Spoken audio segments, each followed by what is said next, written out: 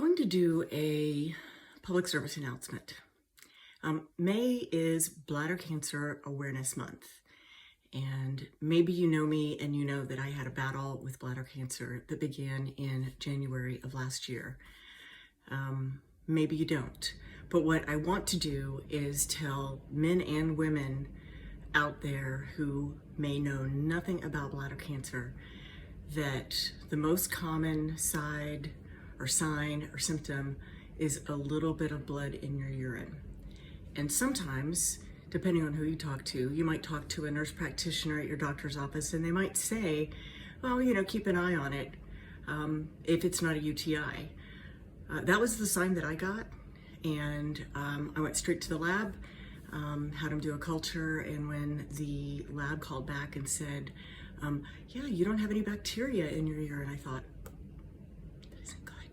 That's not good. I Googled, and that doesn't make me a doctor or informed, but I knew enough to be afraid, and enough to be afraid to go have it checked out. So rather than wait, what is the upside to waiting? Zero, if you think about it. Zero. I'm begging you, if there's anything going on with you that you don't know what's happening, whether it's the blood in the urine or a lump somewhere or anything, what is the downside to going to the doctor now? I ended up with stage 1 very aggressive cancer. And I ended up, after seeing a second doctor, once I got a second opinion, which is something I did not know was needed, but I learned that 70% of cancer diagnoses are wrong. So it was good we caught it early. We caught it early because I didn't mess around. And what I didn't know was that on March 3rd of last year, I found out from my second opinion doctor at MD Anderson that I had a second, far more aggressive and sinister form of cancer. So the stage was good, but the kind of cancer that I had was undetected by my first set of doctors. That's one of the hardest conversations I've ever had to put up with, is somebody saying, no, you're not gonna just be treated with immunotherapy and be done with this. We have to do everything, everything. He said we have to throw the kitchen sink at it. Dr. Ashish Kamat at MD Anderson is phenomenal. So is Dr. Fiskers, who is the other oncologist. I had 2 or 3 oncologists I was working with over there. They said that plasmacytoid, the second form of cancer that I had, is asymptomatic, very, very, very aggressive. 100% recurs, and 100% is fatal.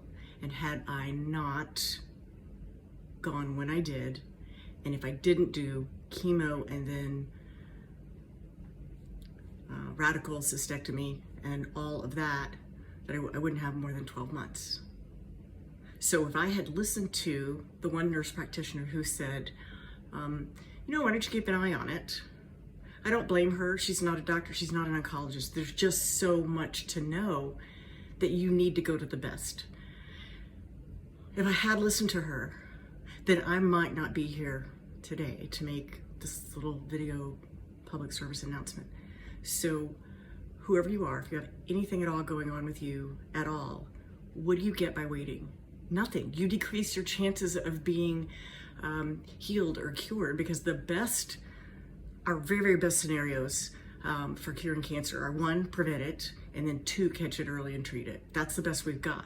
So the longer you wait, the more you're burning up the second part of this. You get 0 points for waiting. So I know guys are really, kind of taught to be macho about going to the doctor. Oh, I don't need a doctor unless it's really bad. Yeah, and you know what? That can cost you your life, because if you wait, then there's no choice. Then you have nothing. I know of a story of another woman who had bladder cancer, and she was going down the naturopath method for getting treatment. And that might work for some people. Given the prognosis that I was given, I didn't have time to test that. So I didn't, I chose not to. But this woman did test it, and she tried for 4 months to treat it herself with homeopathic solutions, and that didn't work. She went back to the doctor and said, okay, I'm ready for chemo. 4 months later. And the doctor said, it's too late now. I can't save you. So, you get no points for waiting. No points for waiting. If I had waited, I wouldn't be here. My kids already don't have a dad. So my why is them, and it is also my husband. Coleman Jennings is an amazing man. Because there's times when you're going through the chemo and the surgery, there's so much pain, there's so much discomfort that you think, why am I doing this? And that's the why. It's for the people who love you in your life. So this month, Bladder Cancer Awareness Month. Do you know what the profile is of a bladder cancer patient? Male, nope. 77, nope. Smoker, nope. Cancer doesn't run in my family at all, at all. Plenty of other stuff does, but no cancer. I didn't work in a chemical factory. Nothing about my lifestyle or background leads to the conclusion that I would be a candidate for bladder cancer. Nothing. And what the oncologist says, you just don't know. You just don't know. It can be random. They have vegans, they have triathletes they see. It's just, sometimes it's random, which isn't satisfying. So please be aware of bladder cancer and other forms of cancer, and don't wait. Now that we can get back in to see our doctors, don't wait. All right, thank you for watching.